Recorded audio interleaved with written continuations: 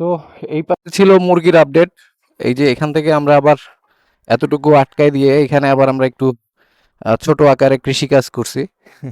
কৃষিকাজ বলতে এখানে আমরা কিছু এই যে লাউ গাছ, লাউ গাছ, এই যে এই পাশে শসা গাছ, আর হচ্ছে লাউ গাছ, করলা, তো এগুলো কিছু করছি। এগুলো হচ্ছে মোটামুটি আলহামদুলিল্লাহ। এখানে মরিচ গাছ আছে। এগুলো সবই বীজ থেকে করা, যার কারণে এখনো ছোট ছোট।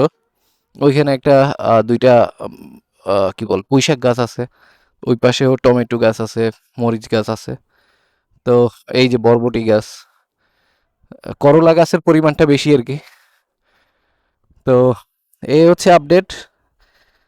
ইনশাল্লাহ আহ, দেখাবো আপনাদেরকে। একটু সময় কম পাচ্ছি বিদায় একটু কম আসা হচ্ছে। আর আসলে একই আপডেট বারবার দিতে ভাল লাগে না। আশা করি খুব তাড়াতাড়ি আমাদের মুরগি ডিম দিবে, আর আপনাদেরকে সেই ডিম বাচ্চা দেখাতে পারবো।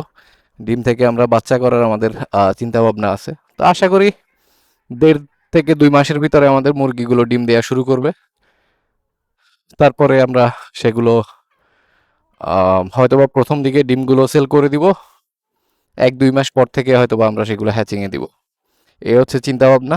তো দোয়া করবেন আমাদের জন্য সবাই। আর এইখানে এই যে সিম গাছ, এটা আসলে ফ্রিতেই পাইছি আমরা, আগে কেউ লাগাইছিল হয়তোবা। তো সেটাও আছে, ভালোভাবেই হয়েছে। তো এই হচ্ছে অবস্থা। দোয়া করবেন সবাই, ভালো থাকবেন। আল্লাহ হাফেজ।